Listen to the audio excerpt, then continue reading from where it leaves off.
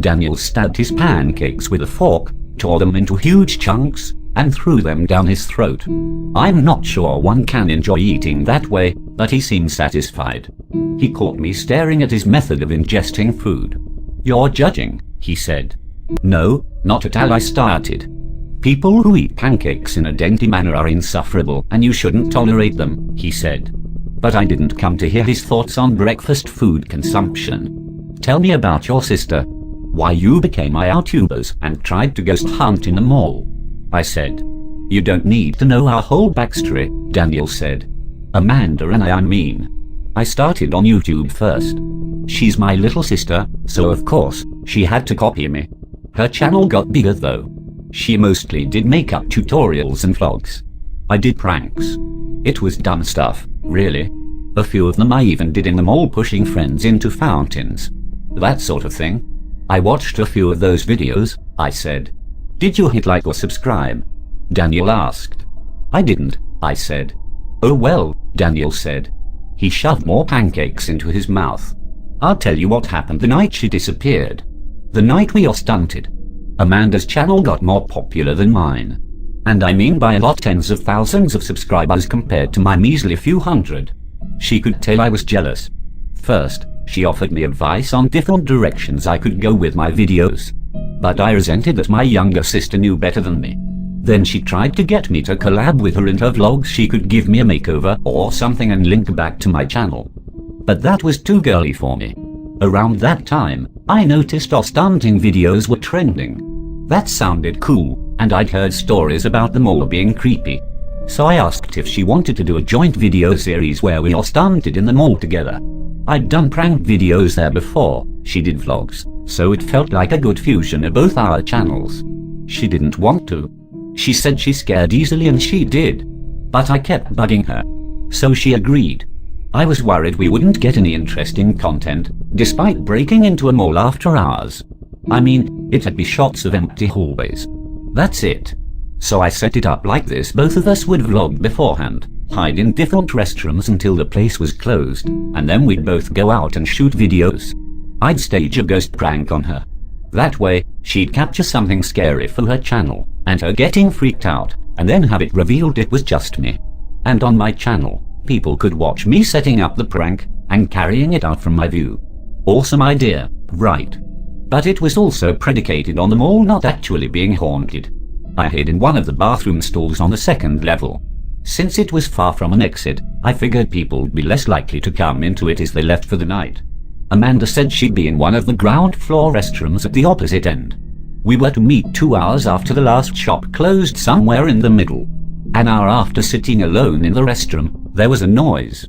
A hum. It was innocuous at first.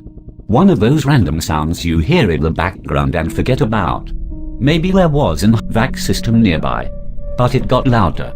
No, maybe not louder. Deeper. My skull vibrated. It made sitting there uncomfortable. But I didn't get up. I didn't want to leave yet. I figured I'd get caught if I left too soon. There were footsteps then. Loud and slow. They took deliberate steps to the first stall, opened the door, and flushed the toilet. Shortly after, water spilled to the floor. They moved to the next stall and did the same. More water filled the floor. I crouched in the next stall with my legs up and the door locked. Polished black shoes came into view. They didn't try the handle. They stood there for a moment but moved to the next stall. Flushing it. Water filling the floor. They let the water flow from all the sinks. The space flooded. The sound of something hitting the floor came from the first stall. Then the next. And then the one on the other side of me. I wanted to run but couldn't. Water and vague sounds. How much of a coward would I be to run away because of water on the floor and strange sounds? From beneath both sides of my stall, lamprey eels slithered into view. They lunged at me. I stumbled out the stall. A man in a wool suit smiled at me through the mirror as he washed his hands. He had to be the one flushing the toilets and turning the sinks on. "What's wrong, chum?" he said. I didn't get a chance to answer him. He turned to face me, but he had no smiling face. His true face was that of a lamprey eel. He reached for me with water dripping from his hands. Dozens of eels swarmed into the pool of water that was the restroom floor. I darted out the door. I didn't stop there, I kept running down the hall. Only when I was hundreds of feet away did I turn around to see if the man or his eels were after me. He wasn't there, but the sound of vibration in my head, it was still present. The hum made it hard to concentrate, to focus. I kept my thoughts simple: find Amanda, and get out. YouTube be damned. If it weren't for the hum, I'd have found her sooner. She was running too, but on the ground floor. I yelled down to her and we met at a stairwell. One goal accomplished, now we needed to find a way out. We made our way to where a neon exit sign directed us. But there was no escape, only a brick wall. We ran to the end of another corridor where an exit should have been. But there wasn't. We were walled in. Third time's the charm. People say that for some goddamn reason, it wasn't applicable to us. Not that night. The third exit we tried was a brick wall. Water rushed towards Amanda and I, not much, mind you, a few inches worth of the ground. But it meant the whole mall was flooded. We ran again, down one last hall, towards one last exit.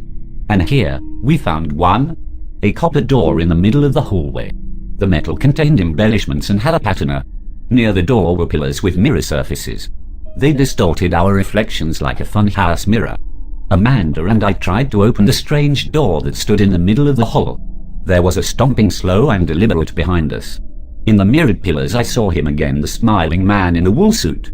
I avoided looking directly at him. I told Amanda not to turn around. "Oh, you don't want to go in there, chum and chum it," he said. "Nothing good ever comes out of going in there." I don't remember exactly what happened next. The hum, it affected my memory. There's a gap. The next thing I remember is Amanda standing in the middle of the fountain. The one you found me at tonight. Only the statues around her look different. Normally they're metallic with blank faces. That night, they had the faces of lamprey eels. And they looked at her with hunger. Her eyes were filled with fear. I blinked. And then I was outside in the parking lot. I don't know how, but I was. Amanda wasn't with me. I called security. George responded. He came, as did the city police. We searched for her. But she wasn't there. Neither was the water, the hum, the smiling man in the wool suit. No evidence of the night. Except some of my sister's video footage ended up online on a strange site. I don't know how, but it did. I carry a guilt with me. I introduced my sister to posting videos on YouTube. I became jealous of her success. And I convinced her to go off stunting with me. Whatever has happened to her, it's my fault. Wherever she is now, I don't believe she's dead. She doesn't deserve to be there. No one does. I have more I could tell you, Daniel said. I've traveled and researched. But I'd like to wait till tomorrow night to share what I found with the others as well. I don't know all of it. But I know enough maybe to get Amanda back. I met the artist, the one who sold the statues to Jenkins. An interesting Vietnamese man. Daniel got up to leave. "I'll see you tomorrow night," he said. As he left, I realized he didn't pay for his pancakes. My phone vibrated. I checked, and the Knockoff GoPro app had an alert. I opened it. It showed a live camera feed pointed directly at the arcade. George stood in front. The steel shutters open. He walked inside. "George," I shouted as I ran down the corridor towards the arcade. He didn't answer. I didn't step foot into the arcade. My eyes darted around the machine searching for him. My hand unconsciously grabbed the quarter in my pocket. In the back, on the Gallagher machine, the boy in the arcade played his game. He didn't turn to me. He knew I was there. "You can have next game," he said. "I'm not here to play," I said. "You'll have to eventually," the boy in the arcade said. I threw the quarter at him. "Keep it," I said. "Use it to play as many games as you want." The quarter was back in my hand. The boy in the arcade stepped away from the machine. "If you get the high score, I'll leave you alone," he said. "Promise." I stepped inside the arcade. I expected it to be a trap, for the steel shutters to close behind me. But nothing happened. I made my way to the back. In the reflection of the Gallagher's monitor, I saw his face, my childhood best friend. But when I looked directly at the boy in the arcade, his true face showed the lamprey eel. Rows of sharp fangs arranged in circles. I didn't put the quarter in. I waited for the high scores to show themselves on the screen. JSM in all 10 spots. Joshua Samuel Myers. Just like when we were kids. I held the quarter out to the boy in the arcade. In my head, I kept calling the creature with the lamprey eel face that because he wasn't Josh. Not really. Josh could always kick my ass at this game, I said.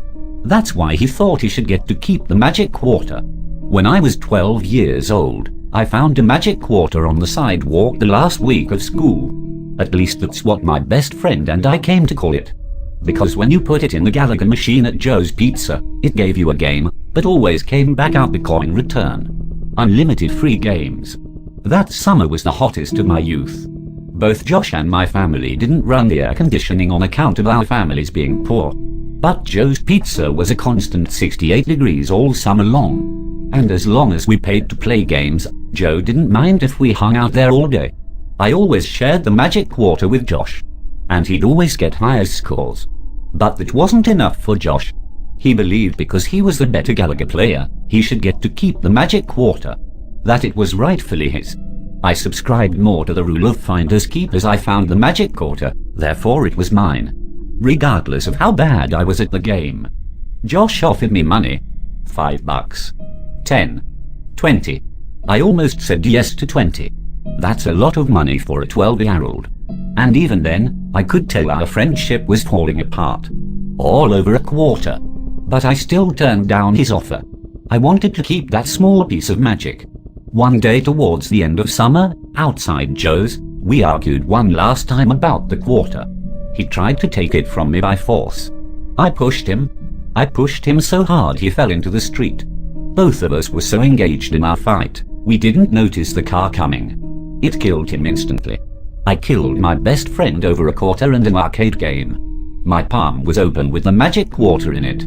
I stared directly at the boy in the arcade. At the rows of sharp teeth pointing at me. It's not mine anymore, I said. It's Josh's. If you want to use it now, that's fine too. I only know it isn't mine. When he refused to take it from me, I left it on the Gallagher machine. I walked towards the exit. What the hell are you doing in there? George yelled. He came running at me as I exited the arcade. I turned back around. The boy in the arcade was gone. So was the quarter. Nothing, I said. I came looking for you. I thought you might be in trouble. I'll update you all later.